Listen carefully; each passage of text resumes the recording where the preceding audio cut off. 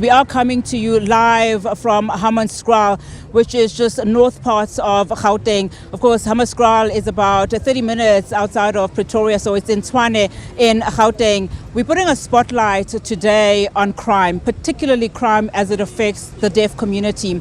Most of the community members in the deaf community speak about how they feel isolated from the rest of South Africa, particularly as it relates to crime. I mean, we've heard from parents, we've heard from teachers, we also heard from the ward councillor in this area, as well as the SAPS, in terms of how they are closing those gaps, particularly the communication barriers. We're now joined by the Nema Foundation, as well as two learners from this school, Dominican School for the Deaf in Hammanskraal, just to get an understanding from their perspective how they are dealing with crime. I'm going to start with Balisa. Good afternoon, Balisa. Thank you so much for joining us. Speak to us, Balisa, about what it means to be a young student at Dominic School for the Deaf, and what are the challenges you face as it relates to crime. Do you have any personal experiences when it comes to crime? Hi, Unathi. Thank you so much. Yes, as you said, my name is Balisa, and yes, I am a student here, a learner here at Dominican School. I'm doing my matric here, and I've had various experiences when it comes to the criminals. Sometimes when you walk, especially maybe late at night, you cannot even scream for help or you cannot even hear when there's danger right in front of you. So we seem like we are easy targets, and because when we try and go to the police stations, also that miscommunication is also not there. So we need the police to also learn sign language, so that they can understand the deaf community, so that whenever we go there, we can communicate with them. Especially at night, it's very difficult for us as deaf people. Sometimes you walk to the shops at night, and maybe there's load shedding during that time. And if it's during the time of load shedding, as a deaf person, you cannot even see, or you cannot even try and find help. So we need more street lights, and then so that we can be safe even when we're walking. So now we feel very isolated, true, because as the people, yes, we want to communicate wherever that we go, not just only for the police station, but there's that miscommunication. So we need them to learn. All of them must learn. Even in the taxis, when you go to hospitals, everywhere, we need people to learn, because we still have communication barriers. It's still a big challenge.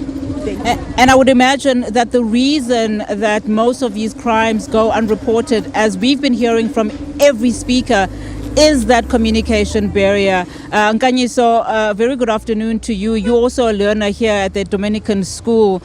Speak to us about any experiences that you can share as it relates to crime. I know you were not personally affected, but what can you tell us this afternoon? All right, thank you. My name is Giso, and I'm originally from Mpumalanga. Then I moved here in Gauteng, and previously I've experienced, not personally, but a deaf friend. So I'm not sure what time it was, around about between 8 to 11 or something of the sort. He was a student, and then because when it comes to families, sometimes there's that miscommunication. You would find that you would want to go out and try and communicate with other people who would understand you if you have any other challenges. So then when he was walking, there was another man, I'm not sure how he described that man, who came and attacked him from behind. And so he missed, but then luckily he missed, but then at the same time, because the minute that he felt that there was something, he was under attack, he managed to try and escape the scene. But then I think at night we also must not really be outside on the streets because of all these experiences. And also another scenario is also in the families, there's no communication, so you feel very isolated, because at times that's why you would want to go and try and hang out with other people who can understand you. So those are the challenges. Thank you. All right, thank you to you both. I know it's not easy coming on national TV to just share your views, but thank you to you both, the students right here at the Dominican School. I'm also joined by Nema Foundation CEO, Fatima Cele. Now, not too long ago, the foundation brought to the school a community engagement where they spoke to everybody that is affected by crime and other issues, societal issues right here in Hammanskraal. Fatima, a very good afternoon to you. So one of the things that came out of that particular workshop was the fact that 80% of GBV cases go unreported in Hammanskraal. I get chills just thinking about it. Just speak to us about some of the work that you do here in the community and how long you've been here. Thank you so much, Unathi. So basically, I think the community has spoken for itself. The biggest problem in the deaf community is the communication barrier that they face in all angles, crime being one of the most impacted ones. So as Nema Foundation for the Deaf, we, Dominican School for the Deaf is one of the schools that we've adopted. We've adopted in terms of ensuring that we bring our advocacy and inclusion work to the community, to the learners, because we believe that deaf learners are the future.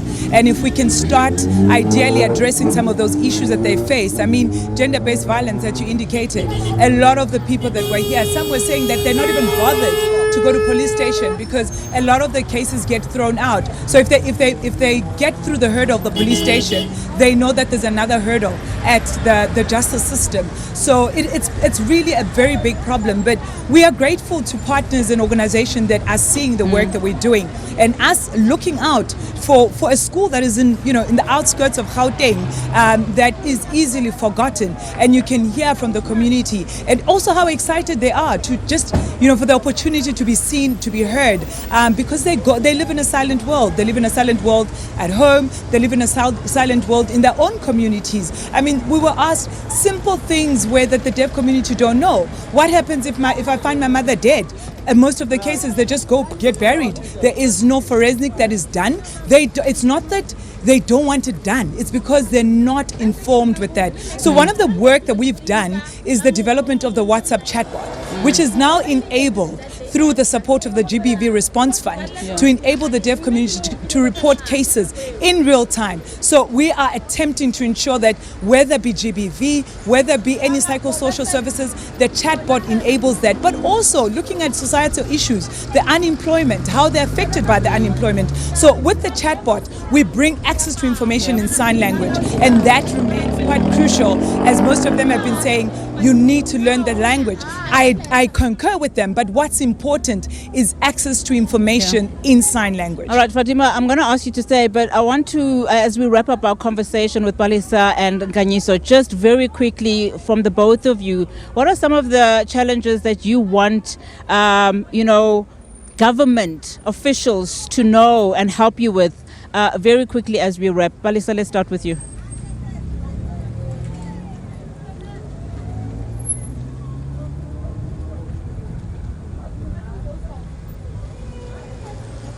I would love government, and including the president, maybe, just as he has announced that sign language is an official language, but it still seems as though people don't know about it, or they probably don't even care about it. It's only a few people who are learning sign language. So there's a lot of deaf people in the community, so I would love them to create more awareness on that.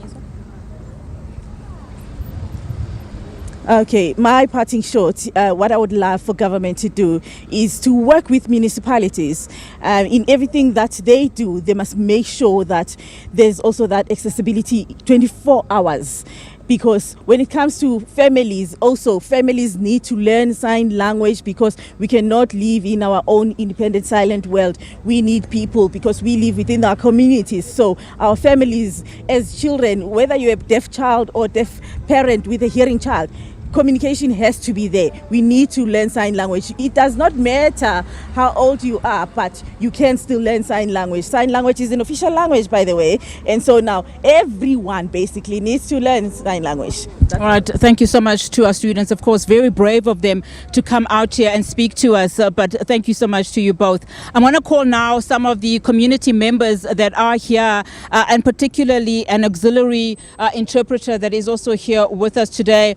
Of course, you've been hearing just some of the experiences, really grassroots experiences right here on the ground. We are coming to you live, as we've said earlier on, from the Dominican School for the Deaf right here in Hammanskraal, and we'll be hearing from other community members. But Fatima, perhaps let's continue with you then. I mean, you spoke about just some of the basic issues, but these are huge barriers of communication, and one of the students obviously saying there that sign language was made the 12th official language 2 years ago, but still there are those differences, and it is quite shameful that when you consider that it even took organizations like the DEFSAs of the world to fight for government to even sign that into law, and now we are fighting other issues of exclusion. Speak to us about just some of the innovative things that you are introducing as Nema Foundation to make sure that you can address the crime issues as well. Unathi, you've touched on it. Organizations such as DEFSAs must be given their flowers by bringing and ensuring that sign language is now the 12th official language. They've done a lot of work around that. But I think it's now requires innovation, technology, to look at how we can access and support the deaf community when it comes to issues of crime or issues of societal issues. But also, let's talk about how do we ensure that, post secondary education, access to things like that, because if we can get them to stand for themselves when it comes to innovations, like I said to you, the chatbot that enables and brings access to information in sign language, but also to ensure that when they get to a police station, police officers must not be sitting and putting them on the side, or justice systems. Look at organizations that are supporting them and ensure that they get the turnaround of services that they require, and that's what our chatbot does. Our chatbot has enabled, through the response fund, the GBV response fund, has enabled that services are there. So I think it's also, the onus is also upon government to know and find out which organizations are supporting them, so that it's just not like sign language has been made 12th official language, and we continue communicating with them in a paper format. Yeah. All right, I want to welcome, of course, 3 more of our guests as we officially come to a close very soon. But these are community members that have also experienced crime in the area. And perhaps, Franz and Teboho, if you can introduce yourselves and just speak to us about your experiences before I come to you, Lebo, in the middle. Thank you very much. Greetings, everyone. My name is Franz, and I work here at Dominican School for the Deaf. And I think just not long ago on Thursday, I have a concern because around the community where I stay, I was sleeping because, I'm deaf, so I couldn't even hear any morning. So when I woke up in the morning, I was so concerned because my car was stolen. So now I could not, things were stolen, and you don't even know who to report to, or when things are happening at night, you don't even know what to do because you are here, you are deaf. When you get to the police station, you try and report a case, and it's not happening because of you're not getting any assistance. A lot of deaf communities actually worry because of it's very painful when they're not getting the services that they need. So we need to make sure that they learn sign language in the police stations, please. That's my plea. All right, thank you so much, Franz. Lebo, very quickly, you are an auxiliary translator. Speak to us about what that is and how important is your role, Lebo. Thank you very much, Unathi, for the opportunity to actually, help to highlight one of the most unheard topics, which is crime within the deaf community. So my role at Nema Foundation for the Deaf, I help with the psychosocial support, meaning that I actually deal with the clients directly. One of the things that I've now mastered to do is to write a statement at the police station, because we go with them, we help them to open cases. But what happens if I'm not there? Luckily, I can sign. But what happens if a deaf learner does not have access to that? We do understand that one question that I've had is people asking me, why can't they just write? Why can't they get there and write? One thing that people do not realize is that deaf people do not write exactly the same as we do. So now the information that they write down may be miscommunicated, which causes bigger problems. Can you imagine that now you are being taken in for a crime, let's say a crime you didn't commit as a deaf person, and because of how you're writing, how it comes across, now you'll be implicated. Now you can be arrested. Your whole future can be doomed. So that's one of the things that we are struggling with. Yes, thank you. Deborah, I want to wrap the show with you. You're a community member. You've also been affected by crime. Speak to us about your experience, Deborah. Yes, I've had in 2003 in my house. I was sleeping late at night, and the thieves came at night, and I was trying to get assistance from my neighbor. I couldn't because it was late at night, and when we couldn't even go to the police. And then I gave up, and we didn't even get that assistance that we needed. I'm sorry to hear about that experience. What would you like to say to the authorities today?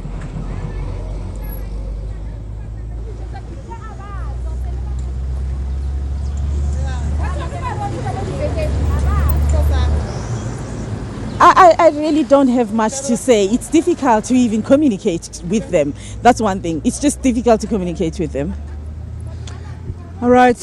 Well, that's all we have for today. Of course, just putting a spotlight on just how marginalized the deaf community in Hammanskraal is. We've said, of course, earlier on that this is not about Hammanskraal only. This is but interviewing and talking to one community that is part of many in South Africa. The community members are saying, notwithstanding the policy that is there, when you look at the NDP of 2030, when you look at the UN Sustainable Development Goals, where you look at the fact that South Africa is a signatory of the UN Convention of Persons with Disabilities of 2007, notwithstanding those policies and the fact that sign language, the South African sign language has been made into the 12th official language in this country, they still experiencing a number of discrepancies as it relates to how they are treated when they report on crime. It also speaks to just some of the conversations that hopefully will be held at the G20. So another